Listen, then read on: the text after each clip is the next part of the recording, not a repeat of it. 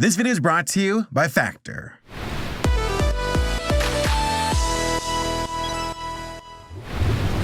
Balto, an animated movie based on the dramatic, true story events that took place in 1925.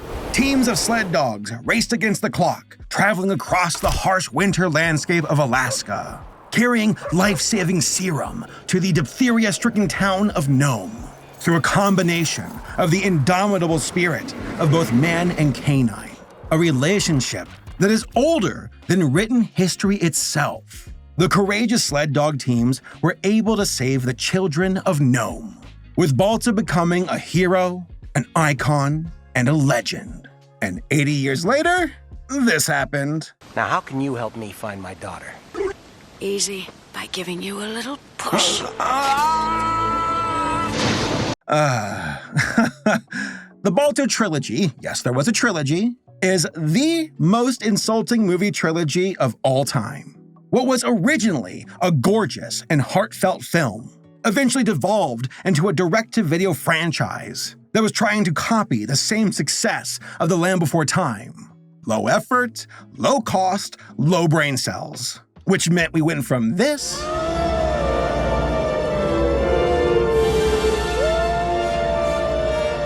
to this. You cannot see I'm taking personal bath yet?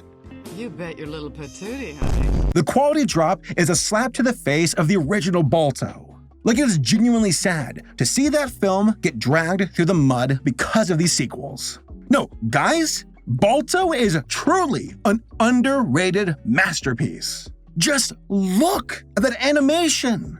Look at the expressions. Look at the use of colors. It is magnificent. And the music. Oh, it gives me goosebumps. I'm the goose. Goose. With the juice. No, not that kind of goosebumps. All of the excellence from the first Balto was downgraded in the sequels. The fluid animation? Nope. You're getting awkward movement and derpy expressions instead. The brilliant use of colors? Nah, it's gone. Gonna be flat from here on out. And how about the story? Well, I'd ask the writers, but I don't even think they knew. The first film was obviously a loose adaptation of historical events. Talking dogs, saving kids. Simple as that. Good stuff. The second movie? Something about a computer-animated totem pole telling Balto and his teenage daughter, by the way, he had a daughter, listen to a singing rat float away on an iceberg. Third movie? Boris Gets Laid.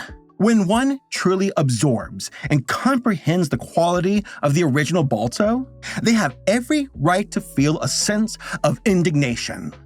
The first movie had one of the unluckiest releases in animation history, and was a box office flop. And then it was unceremoniously taken on a franchise joyride that had no vision or genuine care. It was just a soulless cash grab that led to the creation of one of the weirdest and most insulting trilogies ever made. It's abhorrent, it's terrible, and I won't stand for it. So in this video, I am going to defend the honor of the first Balto movie. And then I'm gonna take these sequels and I'm gonna rip them a new one. Why they are low-effort garbage that are an affront to the original film and to nature itself. I mean, I loved this movie when I was a kid. But when I watched it again recently, I was like, oh my god, this film is cinematic art. But then I watched the sequels right after. And yeah. So, come jump into my sled and allow me to show you all how this trilogy took our poor boy Balto and ruined him. Hey, could have been worse. At least he wasn't the actual Balto. Guys, you do not want to know what happened to him. It will truly break your heart. But before we start, two quick things. Number one, subscribe to the channel. Yeah, that button over there, like pretend it's my face and punch it and hit it and make it dumb. And then number two, will Balto deliver the life-saving serum to the kids in time? Wait a second. That isn't serum. It's this video's sponsor, Factor. Yeah, instead of medicine, Balto is hauling crates of my keto meals right to my front door. Yeah, forget those cartoon kids, Balto. I need my food now. One of my main goals for this year is to stop ordering out food all the time. I do it way too often and it's stupid expensive. Like, I looked at my receipts last year and was like, Saber, you've got to start eating at home. But I'm also stupid busy making videos about goose titties, but busy nonetheless. But that's where Factor has my back. Factor has prep meals that are tailor-made to my needs, which means a lot of meat and a lot of veggies for yours truly. Plus, they are fresh and never frozen.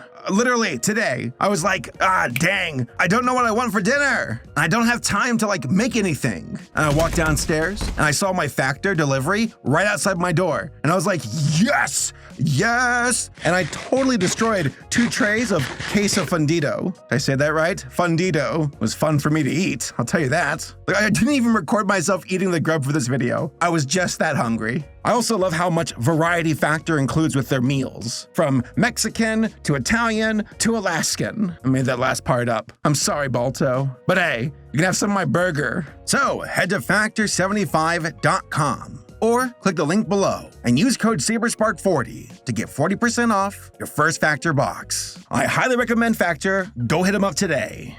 Hey, maybe someday Factor will even have a goose option.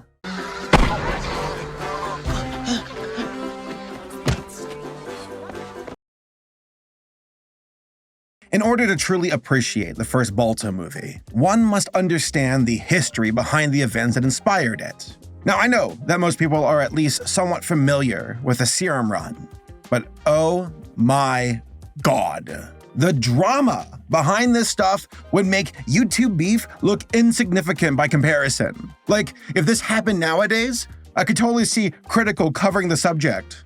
This dumb dog named Balto stole all the glory from this actual dog who carried the serum run to the children up in Nome, Alaska. That's about it. See ya. But real talk, the actual story is nuts and honestly heartbreaking. It might even make a person dislike the original Balto for taking such liberties with historical events.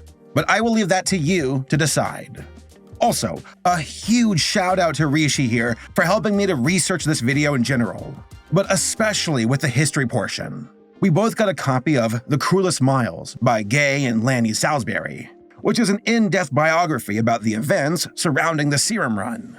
Rishi read it, and I looked at the cover. So I'm going to get her help here to help me to explain things. On that note, let's go. Mush! Move out!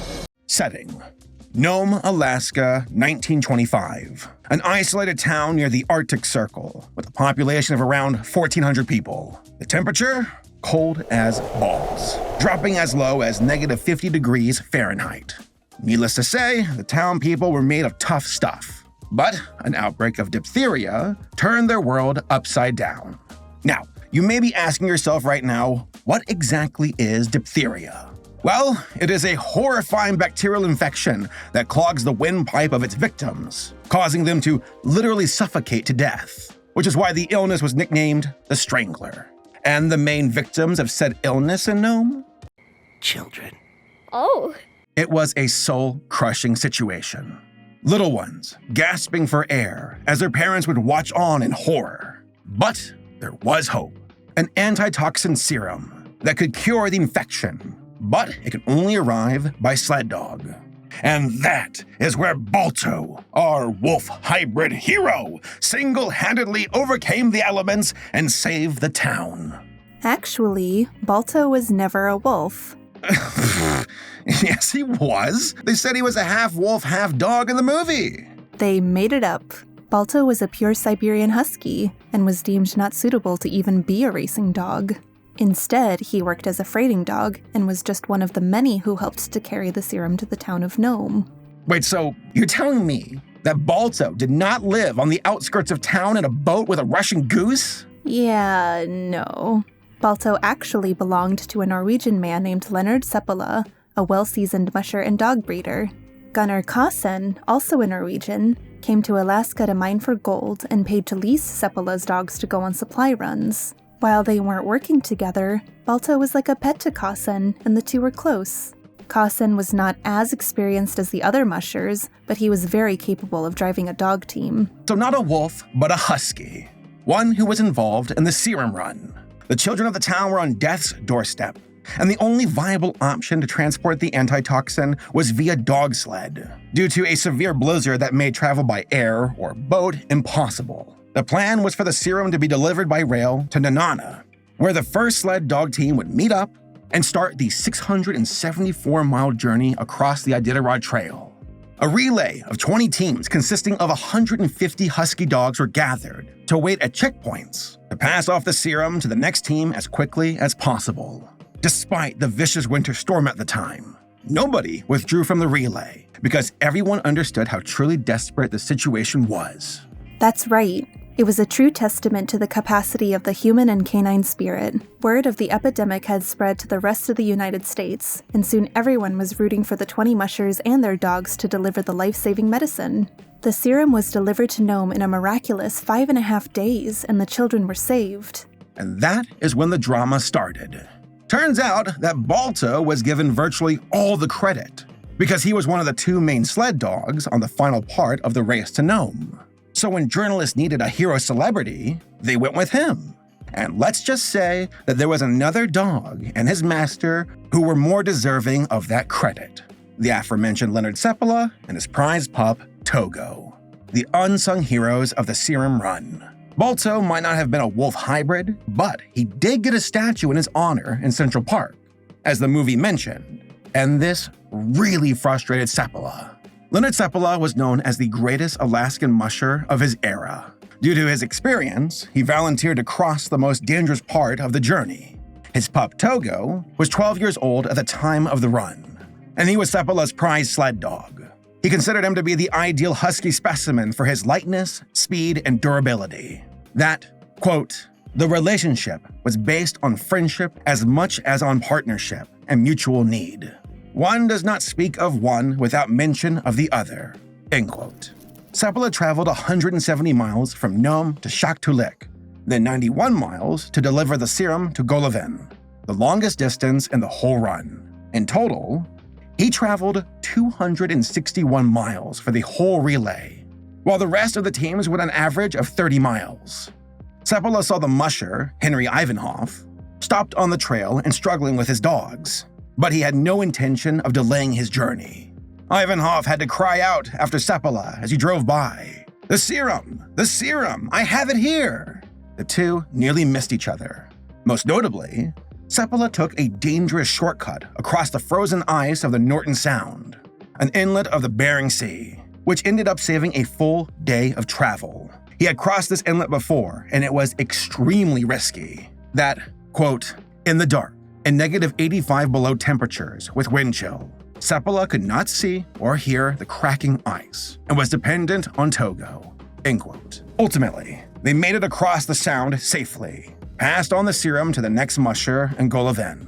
Needless to say, Seppala, Togo, and the rest of the sled dog team were the greatest and most daring contributors to the serum run. But very few people would ever know, due to Balto being shoved into the spotlight. But if anything, Balto's newfound fame would be a tragic curse. Like Rishi, didn't he get stuffed and tossed in some museum in Ohio? Yeah, but there's more to it than that. The poor pup and the other dogs on the team were sold off. Remember, Balto and the other dogs didn't belong to Kasen, but to Seppala, and it isn't a stretch of the imagination that he did so out of animosity. Seppala was the champion dog sledder of his time, and had devoted his life to dog sledding. Meanwhile, a novice like Kasen was getting all the credit. He and Togo made it through the longest and most treacherous part of the journey, and he considered Balto to be the newspaper dog, and wanted Togo to get the recognition he deserved. As Seppala cites in his memoir, Seppala, Alaskan Dog Driver, I resented the statue to Balto, for if any dog deserved special mention, it was Togo. Seppala went on his own tour with Togo in an attempt to brand him as the true canine hero. They went to New York and put on a big show, driving the sled team up the steps of City Hall, then down Fifth Avenue, then on a circuit through Central Park. They attended a series of ceremonies in Madison Square Garden, where Togo was awarded his own gold medal. Eventually, Togo got his own statue in New York City's Seward Park in 2001, and his own Disney Plus movie adaptation in 2019. Yeah, the one with Willem Dafoe. Legit great casting. He even looks like Seppala. Balto really did do all of that, didn't he, Grandma? Oh, yes, sweetheart, he really did. What? But you can't do this to me. You know how much I sacrificed? Oh yeah, the heartbreaking stuff. Brace yourself, folks. So Balto and the team were sold off to a man named Saul Lesser, who then sold the dogs to Sam Houston. The poor pups were put up for display in a dime museum in LA's red light district. People came into the storefront, paid a dime, and looked at the live attractions, usually featuring other oddities, like some kind of freak show at the time. The dogs were chained to the walls as a sideshow and sat there for months, neglected and sick with mange. Miraculously, none of them died while living under these conditions. In 1927, a businessman from Cleveland, Ohio, named George Kimball, happened to buy admission to the Dime Museum and discovered the heroic dogs. Appalled by their inhumane treatment, Kimball asked Houston what it would cost to buy the entire team, and was told that it would take $2,000, roughly around $34,000 in today's valuation. Cleveland launched a citywide campaign to raise the money. Thousands of citizens contributed whatever they could, even children donating their milk money to save Balto. In record time, they had raised more than enough money to rescue the dogs. The dogs were shipped to Ohio, where a crowd of about 15,000 people were waiting to see them as they pulled a sled across the streets of downtown Cleveland. The city built the dogs their own special half-moon-shaped enclosure in the Cleveland Zoo, where they could live the rest of their lives in peace. They were like the beloved pets of the entire city of Cleveland, though the enclosure itself and the location was not ideal. Balto lived his remaining 6 years at the zoo until he was eventually put to sleep due to his failing health. His body was mounted and put on display at the Cleveland Museum of Natural History, where he remains to this day. It's truly sad how Balto and his doggy teammates were mistreated after their heroic contribution to the serum run. Yes, Togo and Seppala were the unsung heroes, but that does not mean that Balto and Carson did not do their part. There was even a moment where Carson nearly lost the serum in blinding snow due to the wind shears blowing over his sled. He dug with his bare hands and fortunately found the serum and avoided catastrophe. Carson's niece once asked him to tell her the true story of Balto. When prompted, he replied, quote, "I'm going to tell you this once, and only once. If it wasn't for Balto, I would not be alive today." End quote. Aside from that, Carson never spoke of Balto or the serum run ever again. But the question remains, whatever happened to Seppala and Togo, Rishi? Well, Togo fathered many puppies and lived his remaining years peacefully in Poland Spring, Maine, where he was put to sleep at the age of 16 in 1933. After his death, he was also mounted. Today, the mounted skin is on display at the Iditarod Trail Sled Dog Race Headquarters Museum in Wasilla, Alaska. And guess what? The dog that played Togo in the Disney movie is an actual descendant of Togo, which is pretty neat. Seppala would also go on to give the world the Seppala Siberian sled dog breed, obviously named in his honor. So overall, the actual history behind Balto is arguably more interesting than the movie itself, but is also tragically sad with the celebrity life that was hoisted upon him that would soon follow.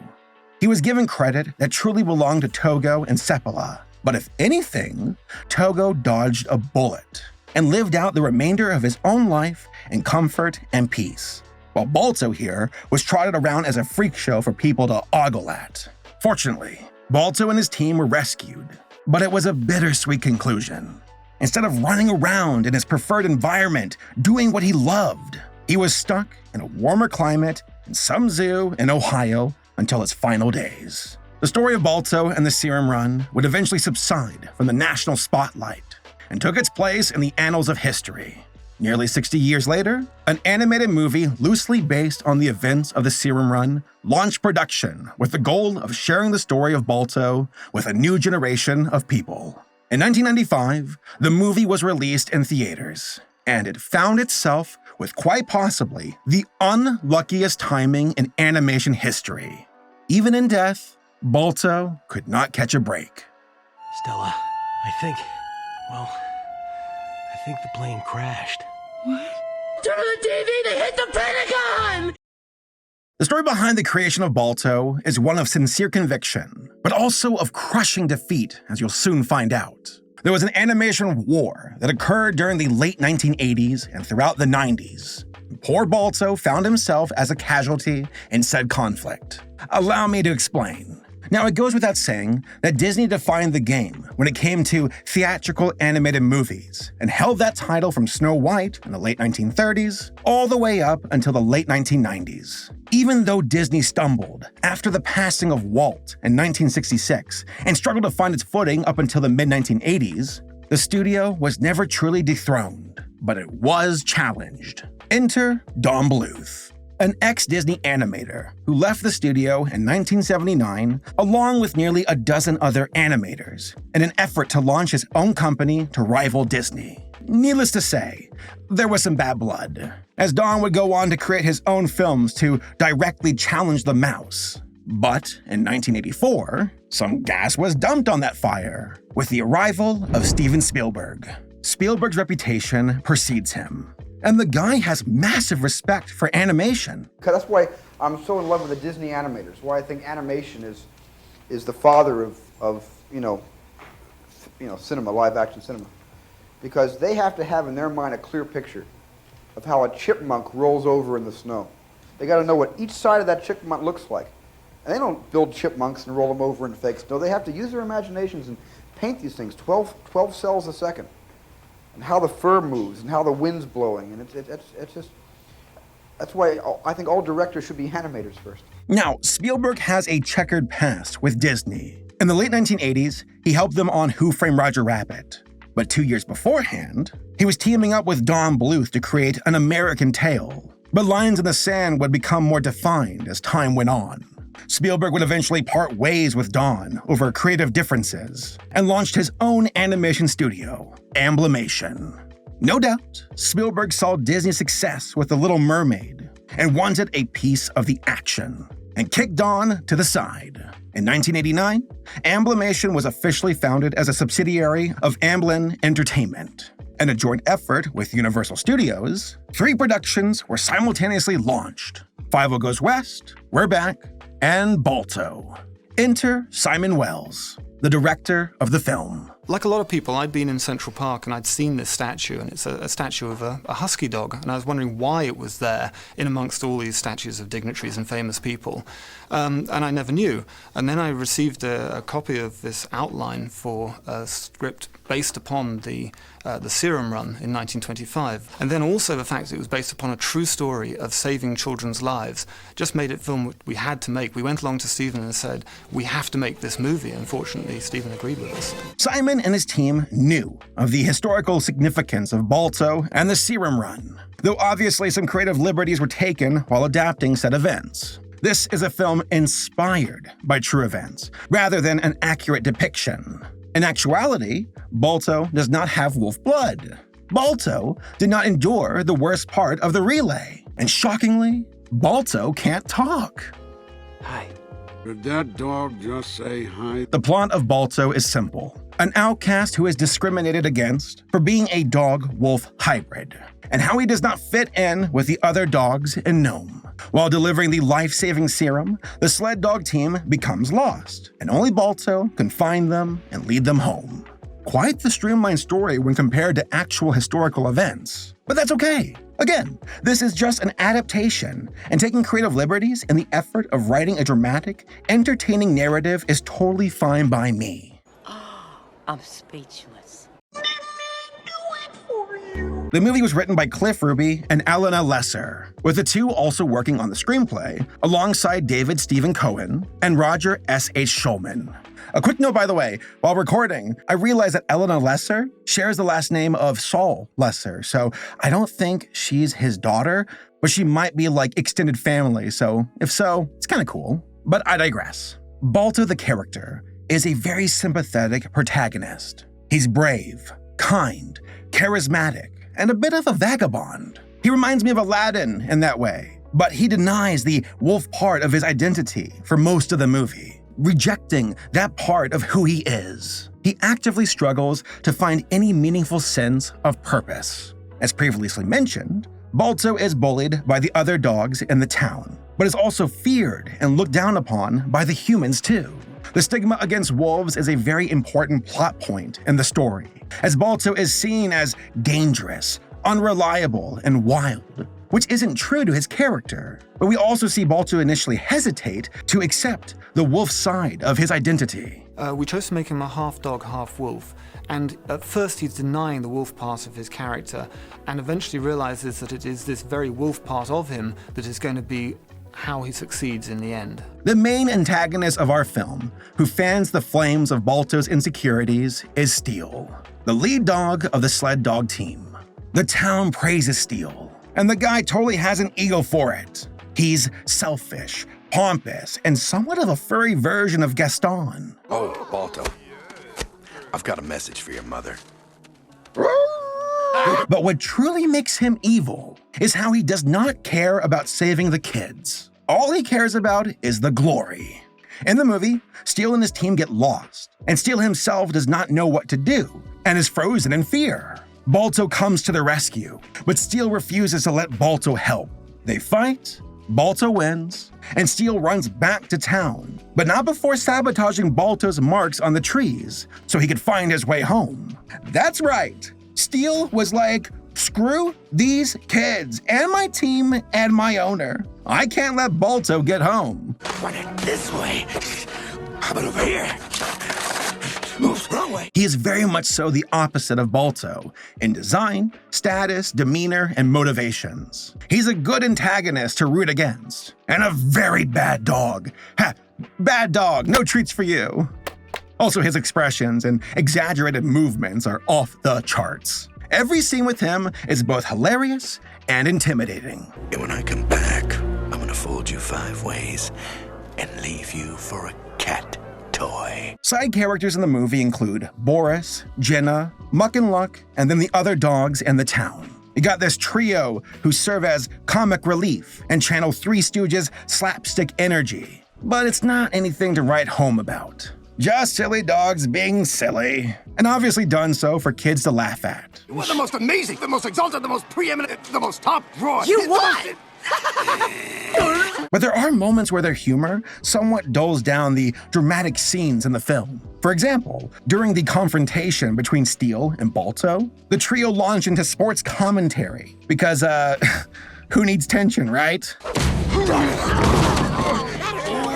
He'll feel that tomorrow. I think he is feeling it now. Ouch. We also have the other dogs in the town, which are more like a peanut gallery to dish about doggy drama. And I guess thirst over Steel too. I'm not joking. This small dog is unhinged with her desire. My girl is away at boarding school. What is with this franchise and thirsty characters? Seriously, it happens in every single film. Rule of 3, so we got a pattern, and that's concerning. We'll get to these two in a bit. But as far as the main characters go, we got some winners. Let's start with Boris, the goose surrogate father of Balto. He's got this Russian accent and comes across as opinionated and cantankerous, yet he has a soft side to him that is caring and even playful. He'll goof on Balto, but obviously cares about his well-being. Boris, too, is comic relief, but the guy has sincere moments with Balto that are genuine with insightful wisdom for his furry son. A dog cannot make this journey alone, but maybe a wolf can. Then there's Rosie, a simple character but executed well. She's the owner of Jenna and the main catalyst of the film. The movie even starts with a live-action Rosie, though the audience does not discover this until the end of the movie. By the way, Rosie, you gotta give me your skin moisturizing routine because you look great for an 80-year-old. Now that really was in the middle of nowhere. Rosie is the conduit to convey the life-threatening stakes of the town. That many other kids are facing the same fate. That this once energetic and sweet kid has been laid low and faces death if left untreated. Also, Rosie is the only human in town who showed affection and kindness to Balto, which comes back into play later on this film. What a crazy thing to do, just to show off to a pretty girl. Then there's Muck and Luck, the polar bears who are just comic relief. They're probably the weakest part of the film, but at least the way they're animated is really fun. I guess they saved Balto from drowning, so, there's that. Oh, and also, they're both voiced by Phil Collins, which is, like, hysterical. Oh, the shame of the polar bear who fears the water. No wonder we are shunned by our fellow bear. Woe is us. Is what he said. You know, if I had a nickel for every time Phil Collins was involved in an animated movie that included talking bears from North America, I would have 2 nickels. Which isn't a lot, but it's weird that it happened twice, right? And then there's Jenna, Balto's love interest. But she is far from being your cliche damsel in distress. Jenna is sweet, loyal, and actually has a lot of agency for a love interest. She has great chemistry with Balto too, and it's refreshing to start the movie with them actually knowing each other. We get to watch their love and loyalty to each other bloom throughout the story, which feels organic and rewarding. Also, the Northern Lights scene is cute as hell. Like, come on! I guess she likes a boy with big paws, if you know what I mean. Balto. Big Paw's kind of running my family. What's also refreshing is that both Jenna and Balto act out of love for Rosie first and then themselves second. Jenna is fiercely loyal and concerned about Rosie, and Balto has genuine sympathy for the girl. Like I mentioned earlier, Rosie was kind to Balto, so it makes sense that he would care for her and her dire situation. Balto did not set off to get the serum to impress Jenna. He did it because he saw a bunch of children's coffins, which really highlighted the severity of the situation. That or, Santa lost a bunch of his elves in the factory fire again. Balto did not even tell Jenna he was leaving. He just left. Though Jenna, out of her own accord, would eventually catch up with Balto. Hell, there's even a moment where she fights a bear and almost beats it on her own. The girl's got courage. Yet it's a shame that she has to return to Nome and sort of return to the status quo supporting role. But hey, the story is about Balto, so of course he has to continue the journey alone. The red bandana that she gives to Balto when they separate is super cute though. Like he's carrying a piece of her with him, so he's not truly alone. It's nice to see a love interest who is smart and no nonsense. And even if she is part of the motivation of Balto, she is not some trophy to be won. Both of them are loyal to Rosie. She is the main reason Balto is fighting to bring back the serum. Not because he wants to impress Jenna, but because they both love Rosie and want to save her life. That scene, when Balto has fallen off a cliff and feels like giving up, he cries out for Rosie, not for Jenna, which really goes to show where his priorities lie. Rosie. While Jenna is the love interest, the motive is placed on Rosie. She is central, which is very important and very rewarding. Ironically, the third act of the movie is probably the least interesting. But the movie slows down a bit after the climactic scene with the white wolf, which is just so good. Like, good luck following that up. The pacing becomes a little less of an adventure movie and more of an action film. It's also a little sad that the musher isn't really a character at all. He just sort of passes out in the middle of the movie and has no relationship to the dogs at all. After researching about the real-life story of Kassen, Balto, Seppala, and Togo, and what all of those mushers had to go through to deliver the serum, and how important the relationship between man and dog was, it's just a little disappointing they couldn't acknowledge that at all in the movie. But hey, whatever, it's fine. I mean, it's a kid's movie about talking dogs, and it's still very enjoyable in that regard. At the end, Balto embraces his inner wolf and leads the dog sled team home. There's a callback to an earlier scene where Balto uses broken glass to create the Northern Lights? Yeah, sure, whatever. But later on in the film, Jenna does the same to serve as a beacon to the team on their way home. In reality to historical events, the beacon in town was an 8-foot electric cross on the steeple of the church. But hey, broken glass works just as well, I guess. Good Lord, what is happening in there? Aurora Borealis? Balto is welcomed home as a hero. Rosie and the rest of the kids are saved, and Steele is outed as a phony. It's oddly satisfying that he does not end up dying or anything. He just kind of gets rejected and becomes an outcast that nobody wants or cares about. Though there is a deleted scene where he does die. Guess it was too intense to keep in the movie. And guess what? Balto gets the girl and gets some well-deserved bedroom eyes. Those sequels aren't gonna make themselves, you know. Jokes aside, the ending of the movie is satisfying. Balto overcomes the discrimination against him by embracing his inner wolf, and Rosie and Balto share a very sweet moment. Balto, I'd be lost without you. After learning that the last recorded thing Costin said about Balto was, quote, "If it wasn't for Balto, I wouldn't be alive today," that final line between Balto and Rosie just hits that much harder. We even get that reveal at the end from live-action Rosie. I would have been lost without you. Overall, the plot for the movie and Balto's personal journey is a little simple and generic, but hey, sometimes certain tropes are done over and over and over again because they're good and are satisfying when done right. Like I said before, the story is very loosely adapted from the true story of the Serum Run, and it's not perfect. More emphasis is placed on the dog racing aspect and Balto's plight to be accepted rather than the human-dog relationship. But again, that was a creative choice, and it works well enough, though I do wish they put more emphasis on how severe diphtheria was. I didn't realize the reason time was so of the essence was because Rosie was slowly choking to death. I thought she just had a little cough and that was it.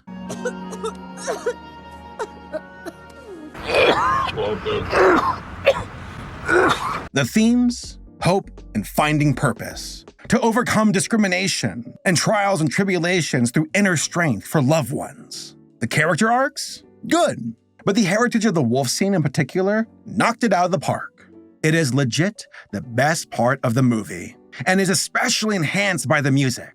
Nobody but James Horner could have magnified the emotional significance of this scene so perfectly. The somber beginning when Balto has fallen down the cliff and is ready to give up, to the slowly building of anticipation when he starts to accept his wolf half, to the grand payoff when he finally howls with the white wolf. So unbelievably satisfying.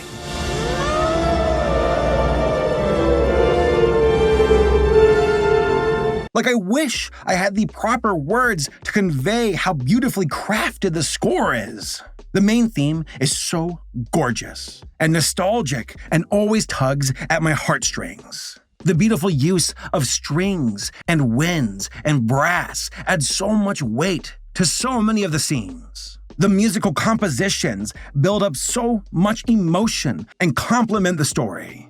It ranges from angelic and peaceful, to truly devastating and somber, to exciting and heroic. Also, the use of chimes and bells work particularly well with the cold, snowy environment. James Horner is truly one of the greats when it comes to cinematic compositions. Now, as far as the voice acting goes, I was very pleased with the casting and performances of the actors. Kevin Bacon was a good fit and conveyed a voice that was caring and handsome, but somewhat rugged too. Highlights that entire, somewhat dangerous side of being a wolf. He was a great match for Balto. Didn't make the team. Bingo. Don't listen to it. Don't look at him. Live a long life. My name's Balto. But you can call him idiot. Jenna was voiced by Bridget Fonda. Soft-spoken and graceful, but also intelligent and caring. It's blocked. Mountain trail is dangerous, but we can do it. I'm beginning to see there isn't anything you can't do.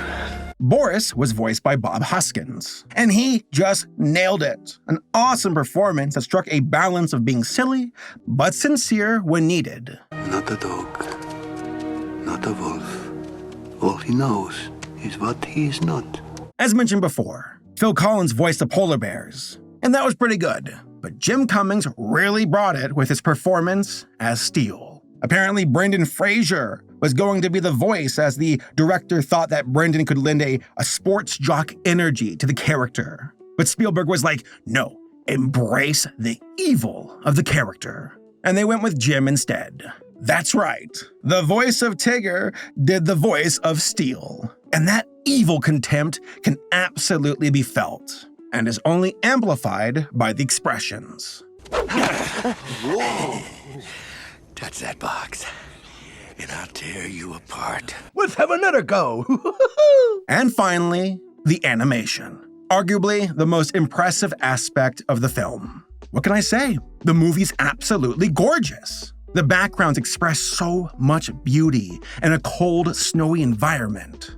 The cool blue and purple shadows in the snow, contrasted with the rich, warm orange and yellow skies, are especially stirring. They often highlight this contrast of complementary colors, especially blue and yellow. Everything is by design. But the most important elements are always symbolized by color. Yellow, Balto's eyes. The lantern illuminating the container of antitoxin serum. Warmth, hope, the light and the darkness, endurance, emotion. Red, specifically saved for Jenna and Rosie. Balto's motivations. Duty, passion, love, courage, urgency, home. Blue, the environment and Steel's icy blue eyes. Cold, fragility, uncompassionate, numb, emptiness, vastness, and occasionally death. Just fantastic use of color to enhance the story across the board. And boy, are these oil-painted backgrounds incredible. Speaking of colors, this movie was colored via digital cutting-edge technology with a mouse. Oh, those poor artists. And here I thought that Balto suffered the most. They also used digital effects to create snow, which was a very new technique at the time. And I gotta say, it holds up quite well. But one of the most outstanding elements of the animation was the character designs. The artist took special consideration in this arena, knowing that the film would be more impactful if the dogs looked and moved like actual dogs. In an effort to create an accurate portrayal of their canine characters, the studio brought in huskies to observe and study for references. That legit must have been the best day at the studio, and I bet you all those artists were just covered in fur afterwards. Of course, these fictional characters crossed over into the realm of anthropomorphism and required dynamic expressions to convey their emotions since the rest of their body was limited. We made Balto's eyes bigger because a lot of him is about emotion, about what he's thinking. So because he didn't have actual hands as such, he has paws, he had to walk on 4 legs. We find that we had to make his eyes bigger so that the audience could read his emotions, right away. Jenna's design in particular was inspired and very satisfying. She has this beautiful, sleek design with a very unique face. I love her thick eyebrows and the little notch at her forehead. Oh, and get this, the animators use Audrey Hepburn as a reference for Jenna's facial features. I've been looking through a lot of photographs to kind of have an idea for expressions, and then I stumbled on some pictures of Audrey Hepburn, who had these beautiful eyebrows and the eyes just really, stick out as a very main feature. But what makes Jenna really stand out is her red color palette.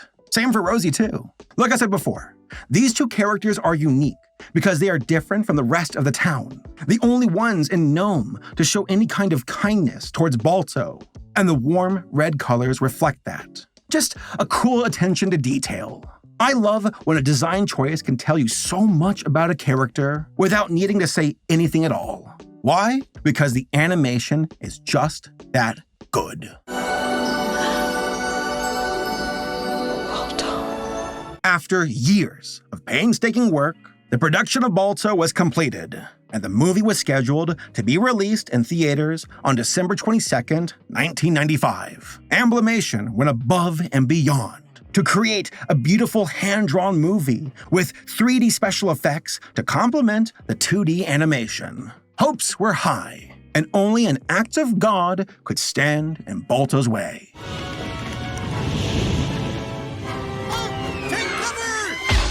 Oh, Balto, you never stood a chance. Talk about an impossible act to follow. Toy Story, the movie that redefined theatrical animation and ushered in a 3D era that still rules to this very day. and poor Balto was the first 2D animated film to follow it up in theaters. Talk about terrible timing, and said bad luck was reflected in the box office. Balto cost $31 million to make, but only made around $11 million back. Add on the cost for marketing, and Balto was a box office flop. But it was never a fair fight to begin with. If anything, it was the first casualty for the 2D animated films in a losing battle against 3D animated features. Even Disney would buckle against Pixar, until they bought it. As far as critics go, the general consensus for Balto was, meh, just meh. Critics saw the movie as simple, and that it lacked the magic and appeal of Disney films, that it was a kid movie. And in that regard, it's all right. If it had been a straight line on the adventure of it, and it had been done in a different kind of drawing style, it could have been a rousing, a little bit more wrong with the drawing style. Oh, you even said it so just a few seconds ago. You said it's sketchy. It isn't at the level. No. You said it was sketchy. I said it wasn't at the level of the Disney stuff. It isn't fully drawn. But it's perfectly adequate to tell the story in an entertaining way. Boy, there's a real recommendation. Adequate. No, Gene, just listen to me for a second. I have. This is a nice little children's adventure movie about a brave dog, and I liked it. When you have kids of your own, you won't send them to see nice little ones. You'll want quality. You're lying. I feel like so much of the film's visual merit was dismissed because the story and characters were perceived as underwhelming by critics. A fair critique, but Balto was immediately compared to the greats of the Disney Renaissance. Aladdin, Beauty and the Beast, The Little Mermaid. They were the gold standard. So not only did Balto get crushed by 3D animation via Toy Story, but it was also being compared to the greats of the Disney Renaissance. Standards were insanely high, and it just couldn't win. Yeah, looks like just about any dog could outrun him. It was so bad that Balto was the final film for Amblimation, and the studio was closed in 1997. Spielberg was like, yeah, I'm kind of done with 2D. We're going to 3D now. And he launched DreamWorks alongside Katzenberg in 1994. The writing was on the wall, and Balto was just a loose end for Spielberg before closing up shop. Now, there is the silver lining that all the animators at Amblimation were hired by DreamWorks, so hey, at least there's that. In summary, Balto is not a perfect film, but it had a lot of heart and merit to it, and was the main way that I even learned about the historical events it was based upon. So not only did Balto suffer in real life, but also as a movie adaptation as well. The poor guy just had the worst luck, and there was no way it could get any worse. Until Universal saw how well Balto did with video sales, and said, no, the dog must be punished. As will you all when you discover just how bad these sequels truly are. How'd you like to do a little flying with me? Maybe we go now. Now! Released in 2002, Balto 2 Wolf Quest had a new director, writers, voice actors, just everything. And it shows in the worst way possible. Just downgrades across the board. And I know that folks right now are going, well, yeah, dude, it's a direct-to-video sequel. Of course it's going to be a downgrade. But this quality drop was a total nosedive. For example, here's the intro for Balto.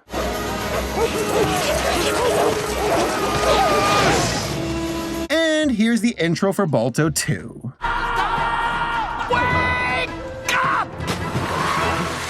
Yeah, just loving that front profile shot. And why?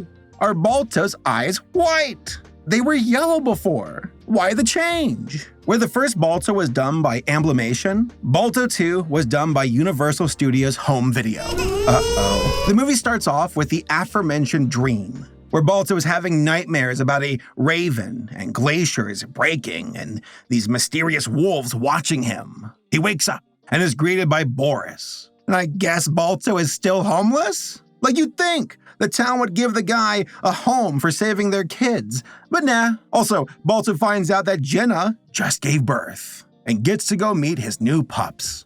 Welcome in. They don't bite. At least not yet.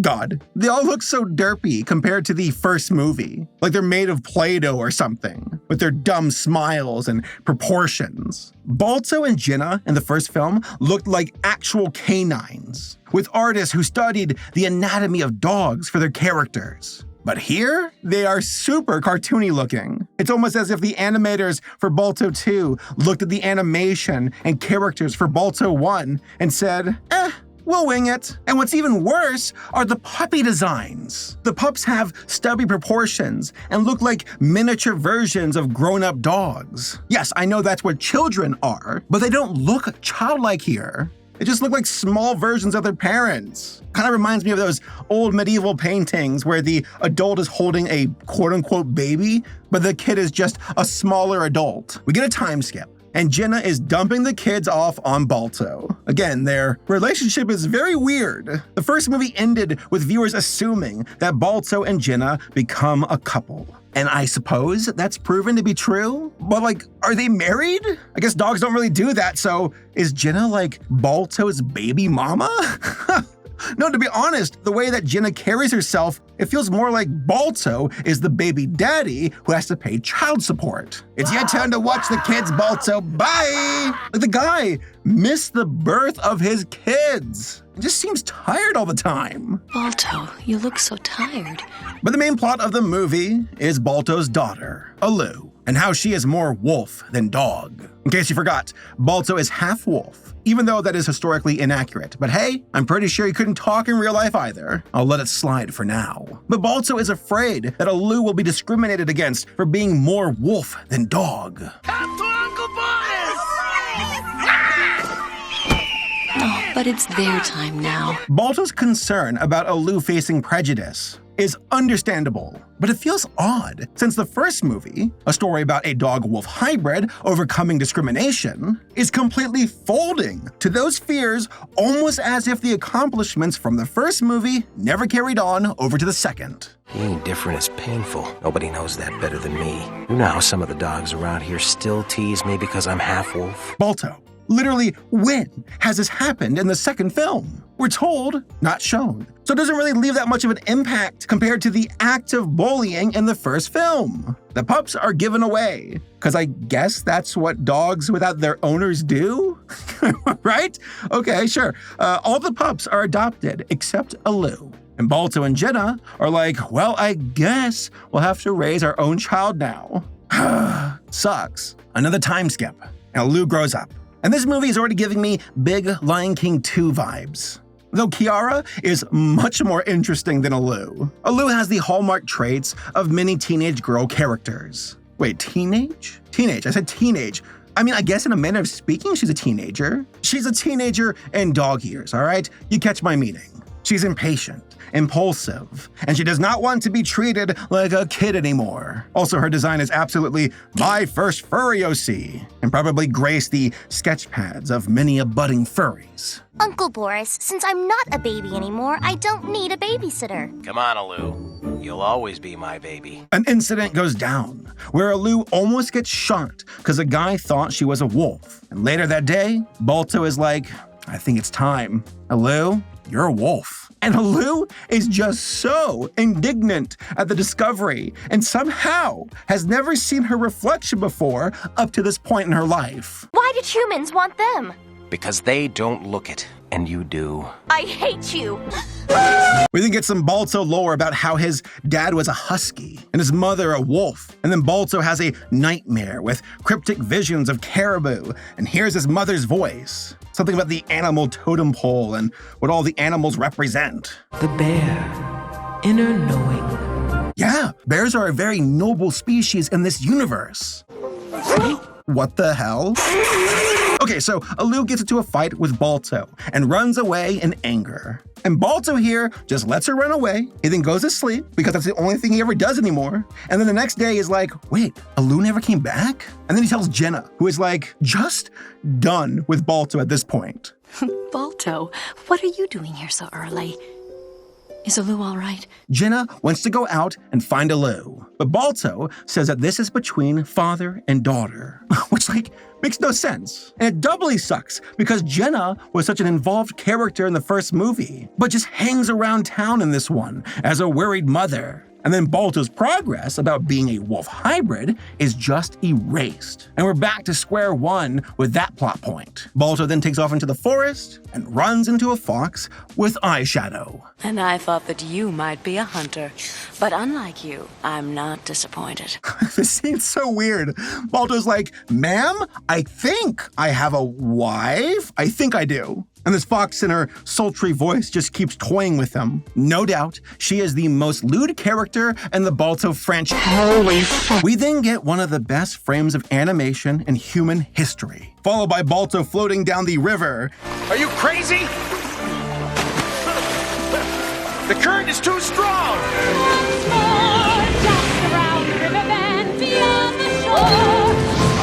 We then jump back to Alu, who goes into a cave and runs into a mouse who serenades her with a song that's just off-brand Circle of Life. Again, major Lion King vibes here, plus a dash of Color of the Wind from Pocahontas. The voice that sings inside you. I'm the pool of the antelope that flows onto the ground. Becomes the grass of tomorrow. Yeah. The spirit mouse exposition dumps all over Alu and gives her a quest. Oh, a wolf quest, I got it. And then Alu gets attacked by a bear that is like an off-brand version of the one from Balto, the original film, like a terrible carbon copy. Balto shows up and saves Alu. But the bear here is like a spirit too? I don't know. The two then find themselves confronted by a pack of wolves near the beach. You got Goofy Wolf with an accent, and then my own original character, totally not the wolf version of Steel, voiced by Mark Hamill. What are you waiting for? Get them! An awkward fight scene goes down with like an orca nearby, and then the rest of the wolf pack shows up, and we get another exposition dump. The pack leader, Nava, says that the caribou had left their lands, and that the wolf pack must follow them if they're not to starve. But then our antagonist here, Steely Phil, is like, "No, we can't leave our lands. Let's just steal food from the other wolf packs instead." If we do stay, how will we survive without the caribou? Simple. We take what we need from other clans. Then Alu calls off-brand Steel a coward. And then there's like a fight where Nava turns into a he turns into a tree, I guess. And then Steely here takes off with his boys. I love this moment where Alu is like, "How'd you do that, Nava?" And he's like, I simply became one with the tree. "Oh, the tree! Simple. Of course, I got it." Balto then has another dream where he's floating on grape soda. Then Alu gets another Circle of Life moment with Nava. The only truth we can really know is that everything will change. This movie copied Lion King's homework so hard, right down to Be Prepared vibes with off-brand Steel rallying his troops. We must fight for what belongs to us, what is yours and what is mine. We then enter the climax of the movie with a reverse parting of the Red Sea, with glaciers magically forming a land bridge for the wolf pack to cross upon. Balto's trying to lead the wolves across the ice. And then we get this one lone cute moment in the film where Balto's like, "All right, everyone, mush!" I was like, oh yeah, he was a sled dog, wasn't he? Buddy up, then stick with your partner in case either of you needs help. I'll lead. Mush! Wolf Steel then fights Alu, and we're treated to a feast of hilarious frames that range from Soy Jack off-brand Steel to him falling through the ice with the goofiest expression ever. Bad guy is defeated, and Alu takes off to lead the wolves across the water on the glacier. It's funny because, like, I agree with the bad guy here with how reckless of a plan this is. That them going across the ice is just a hunch, and that it might work. Imagine a boat just finds a bunch of dead wolves floating in the ocean later the next day. For Balto, he runs into his mother, who is, and get this, revealed to be the white wolf from the first movie. And my God, is that corny. Like, legit feels like a fan theory turned into official canon. I hate it. Anayu? And that's the movie.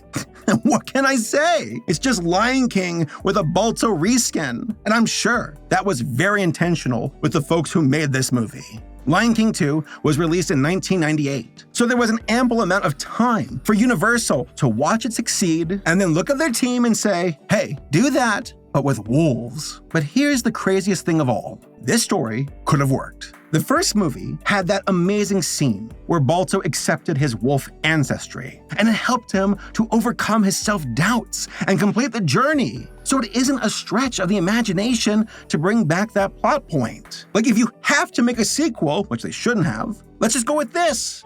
Goodbye, daughter.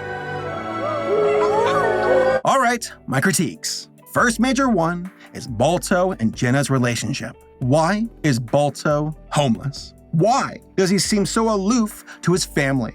I know they're dogs, but it just seems so weird with how out of place Balto is with Jenna and his kids. Once more, he missed their birth. Because he overslept, Balto also backpedals hard with accepting his wolf heritage in this movie, or at least initially. Like, I can understand him being concerned for Alu and the discrimination she might face.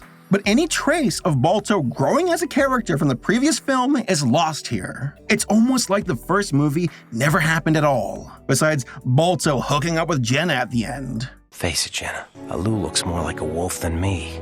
No human is ever gonna want her. But the single biggest problem I have with this movie is Alu. There is nothing endearing or interesting about her character. She just whines and complains. Like, yeah, she's a teen, so it makes sense for her to be frustrated with her coming of age. But it's just so grating to endure. Combine that with the fact that things just happen to Alu, and you're left with a character who is actively annoying and disinteresting. Balto, in the first act of the original film, demonstrated that he was clever and resourceful, which paid dividends later on in the story. It was rewarding. But they give us nothing to work with for Alu, besides the fact that she's a wolf. And she didn't even know that until someone told her to her face. So? I'm not a wild animal. Well, he thought you were. What? Why? He thought you were a wolf. A spiritual mouse info dumps via song about Alu's role as a wolf in the circle of life. The pack leader info dumps via song about Alu's role as a wolf in the circle of life. And Alu, a character who didn't even know that she was a wolf herself 2 days ago, is promoted to wolf pack leader and speaks with divine clarity because nature has, possessed her with nature vision? What? I don't understand how I can lead you anywhere.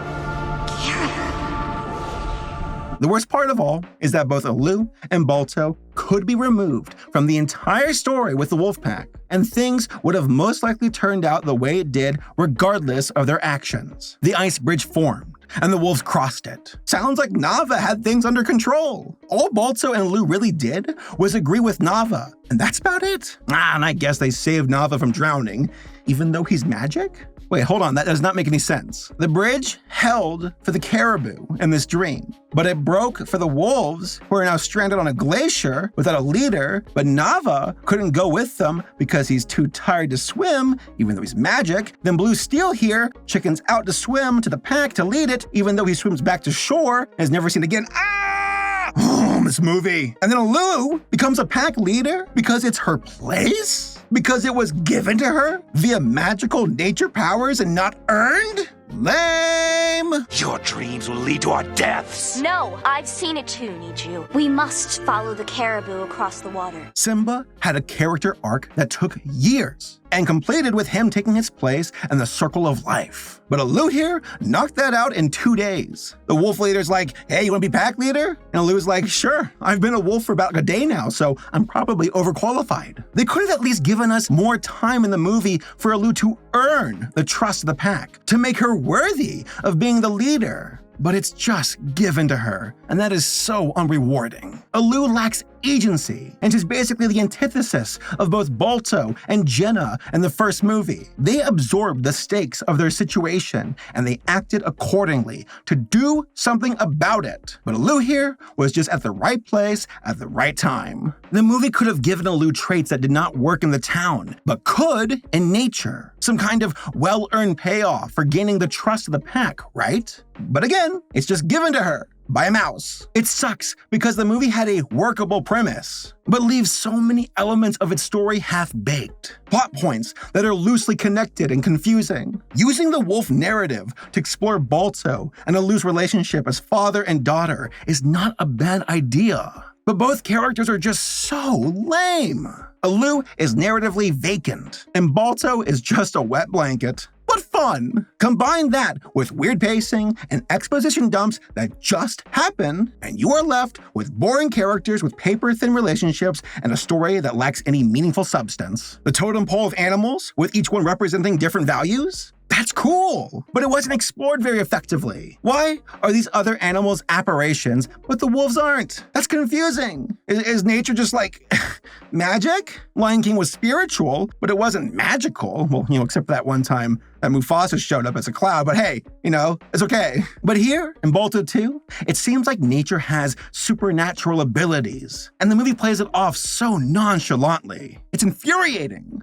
I simply became one with the tree. Balto and Alu felt more like spectators to everything that was happening, which, once more, is the complete opposite of Balto's character from the first movie. Even their father-daughter relationship just happens to them. Alu's like, Dad, I gotta find out who I am. And Balto's like, okay, I guess I'll come along and see how that goes. Lost opportunity here. Because what could have happened was Alu proving her merit as a wolf, discovering that this is her element, while growing closer to her father throughout the journey. Hell, even Balto could have discovered more about his wolf roots. But hey, who wants that? Let's just let magic take care of it. I simply became one with the tree. Visually, Balto 2 is a total downgrade compared to the first. These faces are just so goofy, and I hate their little cheeks. The animal anatomy was on point in the original and had room for stylization, but it still felt and looked like canines, especially with their movement. But here,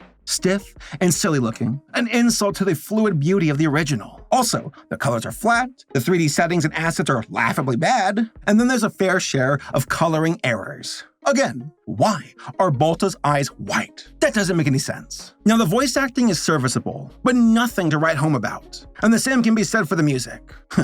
Good luck filling the shoes of the legendary James Horner. That man was next level. But ultimately, it's the story that falls the hardest. I can digest the animation for what it is, because it is a direct-to-video sequel. I know I should not expect cinematic visual quality, but it still hurts to see nonetheless. But there is no excuse for the writing.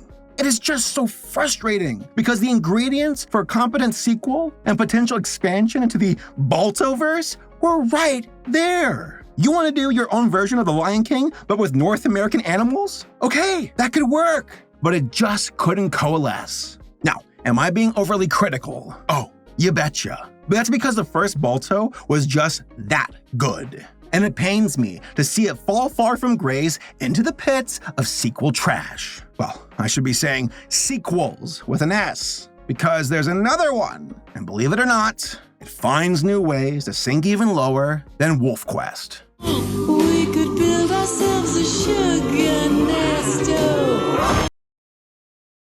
And that brings us to the final entry of the Balto trilogy, Balto 3, Wings of Change. Okay, let's get this over with. Released in 2005 and created by Universal Cartoon Studios, this movie oddly enough feels more like a true sequel to Balto, but in the most boring, predictable, straight-to-video way possible.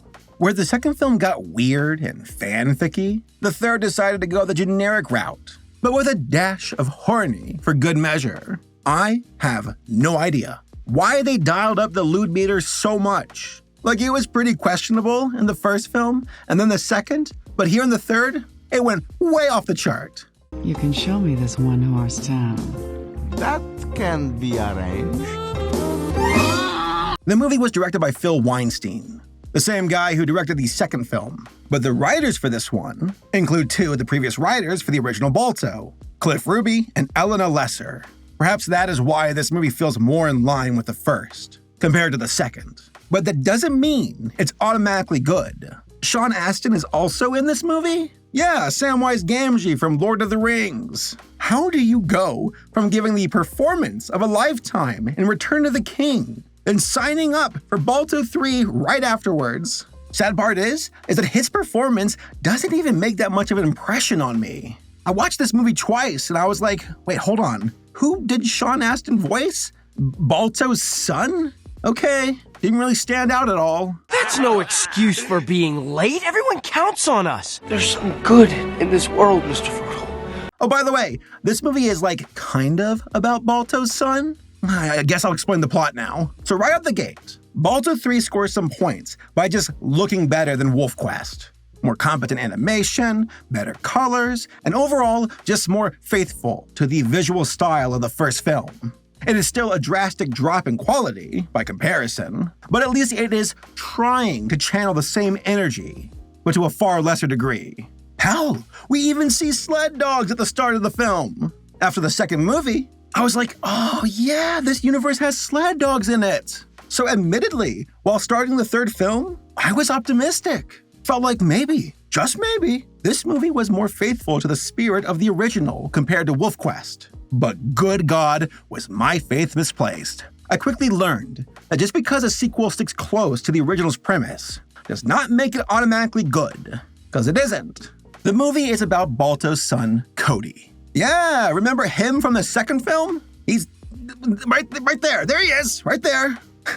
Don't worry though. We have a flashback to shoehorn Balto's relationship in with distant child number 5. Believe in who you are. It's weird because I assume this movie took place after WolfQuest because it's the third, entry. But honestly, you can swap the events of WolfQuest out with Wings of Change and it would remain the exact same. Like nothing changes. Cody does not affect Lou, and vice versa. The two never even spoke to one another. The main conflict in this movie is the threat of the sled dogs losing their jobs to bush planes when it comes to delivering mail. That Cody is ticked off that he's about to lose his pension to this blonde giga chad with wings. Yeah, we went from a story about sled dogs desperately trying to save a town of children from a deadly infection to, Dad, what about my gerb? Thanks for saving our jobs, Dad. Oddly enough, Balto is really hyped about the plane, doesn't really care about the other sled dogs and their jobs. But then a race is announced. Can the sled dogs deliver mail faster than the bush plane? And guess who was volunteered to be the main sled dog? That's right, Steel, he's back. No, I wish he was. No, it was begrudgingly Balto. Poor guy's being shoved by his son to do this, even though he has no faith whatsoever that he can win the race. Balto then goes to Jenna at night to vent, and Jenna's like, Balto, why are you here? What are you doing here? It's late. I, seriously, cannot understand their relationship. I know they're dogs, but it feels more like Jenna is Balto's occasional hookup.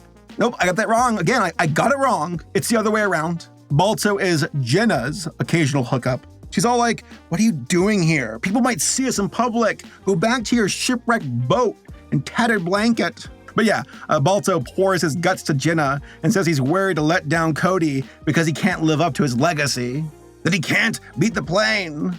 And then we get a song number. You've done all you can do. This song sounds like it's from a contemporary Christian band that is sung in some non-denominational church. Like, no joke, you can exchange some of the words in this song and it can be about Jesus and God. It worked in South Park, it could work here too. He can run. Need you in my life, Jesus. I can't live without you, Jesus. It is the day of the big race. But before we continue, there's a certain B-plot that I need to talk about. Yeah, you know the one, Boris and Stella. Earlier in the film, Boris the goose is taking a bath. And then just out of nowhere, Stella descends upon him with romantic intentions. He wants to duck his goose, if you know what I mean. What's your name, big boy? I do not know why the writers in this movie went this hard with Stella's libido. The dog in the first film? Okay, she's a bit much, but fine, whatever. The fox girl in the second? That was weird. And I can understand the romantic girl character trope here, but Stella's desire for Boris is unrelenting. And that's putting it mildly. From her design, to her dialogue, to her music, Stella just wants to get laid. And yes, that is a double entendre. I mean, she even has a song dedicated to how thirsty she is for Boris, and I'm pretty sure like 70% of the animation budget for this movie went into this scene alone. I'm the goose with the juice. What does she see in Boris? I don't know. He's like this old Russian guy with bags under his eyes, so hey, maybe she just wanted to see him and her. Yeah, I went there. But Stella wants to fly with Boris. Guess what? He conveniently can't fly, even though he did in the previous films. She's wanting me to fly with her, but I do not fly. Not dog, not wolf, you're a hero! So yeah, the theme of this movie is flying and performance issues, apparently. Balto doesn't want to race the plane, but has to, and Boris can't fly and refuses to tell Stella the truth. All right, got it? Cool. Back to the morning of the big race. Balto and the sled dog team are ready to go, and Stella overhears Boris lying and rips him a new one, with Boris being thrown into the plane by accident. And they're off, the sled dogs giving it all they got, with the Red Baron just flying around in circles above them, almost like he's taunting them. It's weird because the first movie alludes to that delivery by plane is quicker than sled dog. But as we know, the storm prevented the pilots from being a viable option. Ain't no storm in this movie, so it's kind of obvious that the plane, avoiding any unforeseen incidents like talking geese, should beat the sled dogs quite easily. Kind of reminds me of like the John Henry versus the steam drill, but it doesn't feel nearly as satisfying since Balto's being all weird about it. At one point, he's like, well, I don't even want to race the plane. And then later on, he's like, no one is quitting this race or I'll bite your legs off. Nobody quits on my team. No one. Where the hell did that come from, Balto? Quite the tonal shift compared to when you were crying at Jenna's house. The sled dogs beat the plane to Nome, but that's because the plane crashed. The town is like, yeah, the dogs won. And then nobody really bothered to check on the pilot except for Balto. Actually, the sled dog team is actively dunking on the pilot. It's like they're almost wishing that he was dead. He'll show up when the fog clears with his tail between his wings. I know what's wrong. He's a sore loser. Real quickly, let's talk about the side characters in this movie because you might be thinking, is that husky girl a Lou? It's not. Looks similar, but that's not her. Also, the polar bears are back, along with this worrisome postal dog, and then Peggy Hill's persona. Please give me the particulars. Hank, all I know is, if you had come in to find me chewing up the couch, you would not be nearly so forgiving. So, the pilot and Boris crashed, and Balto is told this information by the polar bears. And now he wants to launch a rescue party to save them. The other sled dogs? Oh, they don't give a damn. Your sources are a couple of mentally challenged polar bears talking about a monster. Really? That the dogs are like delighting over the fact the plane crashed. And even Cody is like, screw the guy. I get to keep my job. But Dad, he is the enemy. He wants to take away our jobs. He took his job! He took it, girl! Took it! So Balto takes off with Stella and the polar bears. And Stella's like, screw Boris. But then she's like, wait, but then I won't be able to screw Boris. We gotta save him. And then there's like this action sequence with a river with goofy music for some reason. Yeah, I might as well just toss in the Mario Slider Race soundtrack instead.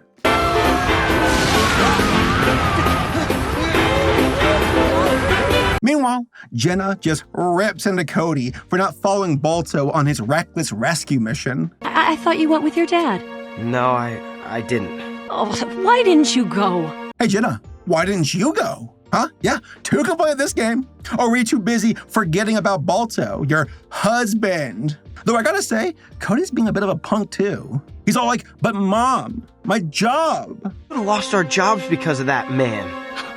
You think your job is worth more than a life? Cody eventually gives in to his mother's gaslighting and takes off to go find his dad. Meanwhile, Balto and Stella are... Any more, Balto? Oh, sorry, Stella. There's some moose guys who reference Taxi Driver and Goodfellas, because, why not? You talking to me? What, am I here to amuse you? Do you see any other lame brain moose around here? But then Balto and his team finally find the pilot and Boris. And I gotta say, this part of the film made me laugh out loud. So begins the climax of the film, and it is so boring. The bears, Stella, and Boris head home for some reason without Balto and the pilot. I don't know why. Logically, they should stick together. They got there together, they should leave together. There's literally no reason why they shouldn't. But whatever, the plot wants what it wants. Balto then pulls the pilot home on some kind of makeshift sled and almost falls off a cliff. But Cody and the rest of his co-workers save Balto. Cody? God, these front-facing profiles are so weird. Better profile, for one thing. The team makes it home. They're heroes again. Balto still lives in a broken boat. And then Boris begs Stella to not leave him. Stella, come back! Do not go, please, Stella! Now that's more like it. And then the movie ends with Balto living out his dream and flying a plane. Wait, he doesn't have a pilot license? Get down! Nothing like it, huh, boy?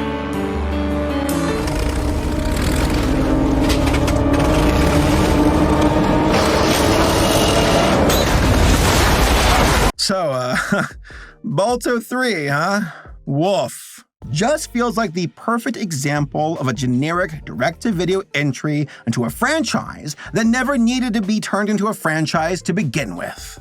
I said earlier that this movie seems more narratively and visually faithful to the original Balto when compared to Wolf Quest. Now, I appreciate that, but this film loses points when it comes to virtually everything else. Why? Because it's boring! Balto continues to be a shell of his former self, and just, again, seems tired. Like he kind of bums me out. He was courageous, yet even-keeled in the first movie, and I wanted to see him overcome the prejudice he faced from the other dogs. For Wings of Change, he swings from being indifferent and apathetic to headstrong and reckless. It felt very out of character. It really should have been Cody's story. That he's blinded by his father's legacy, that he is the headstrong leader of the sled dog team. It's frustrating because, once again, like the second film, the ingredients for this narrative were present in the movie, but they don't really do anything with it, besides Cody making snide remarks on the sideline.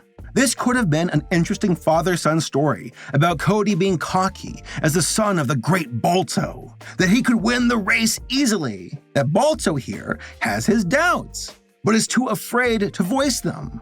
Cody would lose the race, and his reality is shattered. But oh no! The plane crashed when it was returning back to base, and the only way to save the pilot is via dog sled. Balto needs Cody's help. And on that journey, they overcome trials and tribulations, and Cody's faith in himself is repaired, and the two rescue the pilot. There you go. A story about tempering your expectations the same way I should have tempered my expectations before watching this movie. The plain plot can work. But it just feels conflicting to have Balto doubting himself about beating the plane, then pulling a 180 during the race, and is like, oh my god, how is the plane beating us? If anybody stops, I'll literally kill you. I don't believe it! How'd he do that? What are we gonna do now? The race is only half over. The bears, just there for comic relief. I'm just so whatever to them. But Jenna? Oh, talk about character assassination. She went from being an empathetic soul, capable of action and agency, to, well, good luck with that, Balto. With a dash of Disney-esque singing for good measure. What happened to you, Jenna? You used to be cool. What happened to you, man? Used to be cool. I'm still cool. Nah, you've changed, man. But the most glaring sore point in Balto 3 is Stella. Like, I struggle to find words to express how unbelievably bizarre and uncomfortable this character is. You want to give Boris a love interest? Fine, that's okay. But why did you all make her the Jessica Rabbit of geese? No, that's not fair to Jessica. At least her character traits, both inside and out, served a purpose in Roger Rabbit. But here, it's low-key disturbing. Like, Stella has some bite to her character, but it's very out of place in this movie.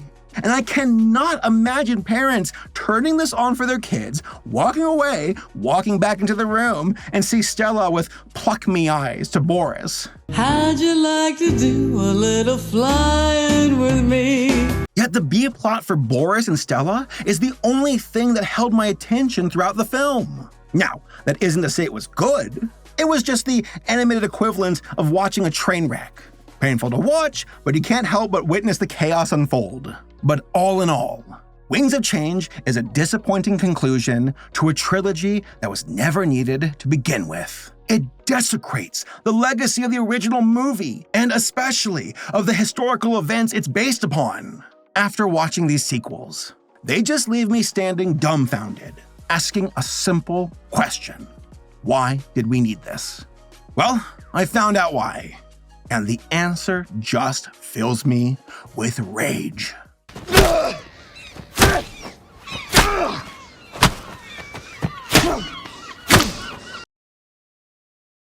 So now you all know.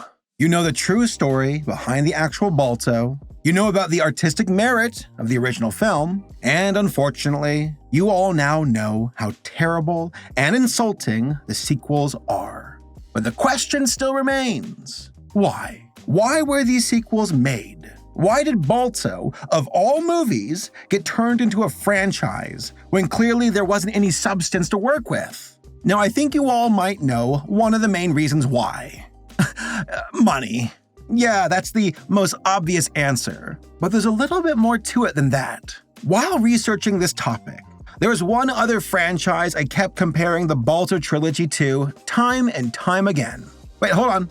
Maybe the word time doesn't work here. But yeah, you guessed it, The Land Before Time. 14 movies. There are 14 movies in this god-forsaken franchise. Good lord. The original Land Before Time was released in 1988 and was a big deal at the time. It was directed by Don Bluth, the David to Disney's Goliath. And you had the likes of Lucas and Spielberg backing this movie up. Both Amblin Entertainment and Bluth Studios worked on the movie, with Universal distributing. It was a success at the box office, making nearly $85 million worldwide, and almost defeating Disney's Oliver & Company, which was released the very same day. All in all, a great movie that was beautifully animated, had memorable characters, excellent music, and a good story, with one of the most heartfelt parent deaths in animation history. Now, the tone of the movie was dark, but never to the point of utter despair. It was a kids' movie after all, but it took its audience seriously, which is why both child and adult could watch and enjoy this film. To this day, it holds up, but I cannot say the same for the 13 sequels that followed. Why so many sequels? 2 words. Home video. Ask any millennial. This was a big deal at the time. Grab your copy of Disney's Aladdin, toss it in the VHS player, and watch the tape slowly die because you watched it a million times before. Virtually every family had home videos, and kids were obsessed with them. It's kind of funny, actually. Most industry people, like prior to the release of home videos, thought that most audiences did not want to rewatch movies at home. But they were completely wrong when it came to kids. Children loved rewatching animated movies, and were also hungry for more. This opened up an entirely new market. Why waste a lot of resources trying to make a movie for the big screen when you can just slash that budget and save millions with something of lower quality for a video release? Kids don't care, they just want something to watch. And The Land Before Time kindly obliged. The Land Before Time 4, Journey Through the Mists. Also remember these other Land Before Time favorites. The original The Land Before Time, The Land Before Time 2, The Great Valley Adventure, and The Land Before Time 3, The Time of the Great Giving. The 1990s, early and mid-2000s were an explosive time for home video, with Disney, Warner, and many other entertainment companies trying to capitalize on the rising trend. For Disney, they got busy making animated sequels. Bambi 2, Fox and the Hound 2, The Jungle Book 2, and of course, The Lion King 1.5. For Universal, they wanted a piece of that pie and continued to release legions of Land Before Time sequels along with a few for An American Tail. And unfortunately for Balto, he was about to get the same treatment. Universal looked at the Land Before Time, then looked at Balto and said, yeah, just do what the dinosaurs did, but more furry, okay? Balto was like, do we have a story to go with? Because I doubt the kids want to know what actually happened to me after the serum run. And then Universal was like, nah, don't mention that stuff. It's kind of a bummer, actually. Let's just make it about a nature spirit journey and then goose titties instead, all right? Cool. Get to it. Mush! And yeah, that's what happened. Universal looked at their animated cinematic properties and then forced sequels out of them, whether they made sense or not. It didn't matter to them from a creative point of view. They were only concerned about the financial side of it, which must have been lucrative for the Land Before Time, but I doubt that was really the case for Balto. It probably did okay, but not Littlefoot numbers. And if it was successful, I think we would have seen more entries into the franchise. But thankfully, it fizzled out after the third film. For the record, I do not blame kids at all for enjoying dumb movies or shows. I know there are people who think that kids deserve Ghibli-level quality at every turn, and that anything less is insulting. But that is an unreasonable expectation. Also, kids don't have the same critical lens the way adults do. Sometimes they want bright and silly and simple, and that's okay. My issue, though, isn't with the audience. It is with the companies who make the content. The ones who take aim at the lowest common denominator and pander hard to children, while also deliberately dragging something of quality through the mud, just for the sake of making an easy buck. And that is exactly what happened to Balto, a movie that kids and adults could enjoy, but then was unceremoniously sent to direct-to-video hell. And you know what sucks the most? This entire venture was pretty pointless. Yeah, Universal was able to make their money and test the waters to see if Balto could be like the Land Before Time, but it ultimately failed. Which means that these Balto sequels solely exist now as an insult to the original film.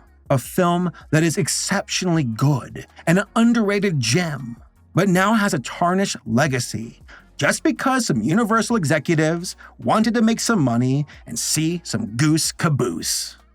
Oh, so, honey, what else can I do to get you back on your wings? In conclusion, the Balto trilogy is a textbook example of when companies force and milk animated franchises just for the sake of making money. That, from a critical point of view, these movies offer very little when it comes to actual quality and substance. That instead, the main objective here was slinging dumb sequels to dumb children. Again, I was once a dumb child myself and was head over heels for the Land Before Time sequels, even though they are objectively lame. But that did not matter to kid me. I just wanted to watch animated dinosaurs dance and sing. I wasn't pulling out my red pen, judging Littlefoot's animation quality, though I guess I do nowadays, huh? Obviously, from an artistic point of view, the original Balto movie never needed a sequel, let alone a trilogy. Why would it? It should have remained a one-and-done deal. But at the end of the day, the entertainment business is exactly that, a business. And I should not be surprised when companies create content just for the sake of making money.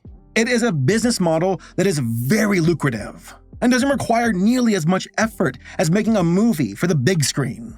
However, that being said, it's quite obvious that the people behind the Balto sequels did not have a game plan besides make sequel. On one side of the spectrum, it's a furry fanfic with pseudo-nature themes about wolves and their role in the wild. On the other side of the spectrum, it's an overly sexualized goose in a kids movie. Oh, I think that's enough proof to say that there wasn't a thread of logic behind the Balto trilogy. The pen! Oh, the pen! Oh, it's excruciating! It's just a shame because the original Balto movie is fantastic and was created with genuine love, passion, and talent. A film that just drips with heart and effort. But these sequels are a far cry from that level of sincerity and quality. The very same thing can be said about The Land Before Time too.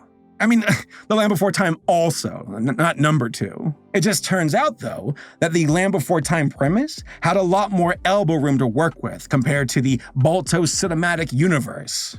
The BCU as it goes. Like, these writers had no idea what they were doing and panicked and went with a nuclear goose titty option, which is apparently an option.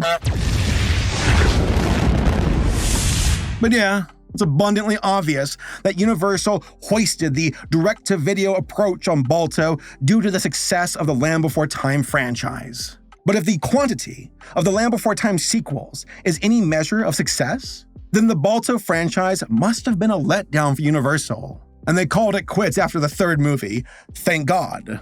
Again, there's no shame in kids or even adults liking the Balto trilogy. Though I suspect that most adults who do enjoy these movies probably grew up with the films and are more sentimental than anything. Like, I'd be very surprised and somewhat concerned if an adult who never watched Balto before watched the 3rd film and was like, hey, dude, that was good. I feel that would get you put on a watch list. But it's just sad to see something as sincere as the original Balto movie suffer from sequels that lack any meaningful kind of conviction and are just soulless products of a franchise cash grab. Balto deserved better, both the fictional dog and the actual dog alike. And that is why, folks, that I personally believe that the Balto trilogy is the most insulting movie trilogy ever made. Now, is the original Balto film perfect? No, but it is exceptionally well made and deserves praise. Also, the historical events behind the story are truly insane and give me a new appreciation for the first movie. The sequels, though, are a ridiculous quality drop across the board and just drag the legacy of the original movie through the mud. Or, I guess, the snow. Yes, the original Land Before Time suffered a massive fall from grace, and the Alpha and Omega franchise is probably a violation of the Geneva Convention. But if we're talking strictly about a trilogy, 1, 2, 3, then yeah, Balto, in my opinion, takes the title of being the most insulting one ever made. You would be hard-pressed to find something else that is more disrespectful, insensitive, and insulting to a historical event than— Oh no, this can't be happening!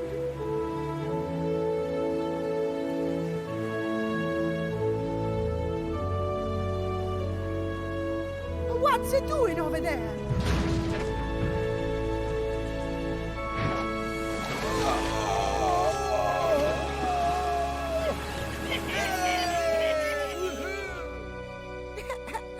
Oh, they turned this Titanic movie into a cartoon show.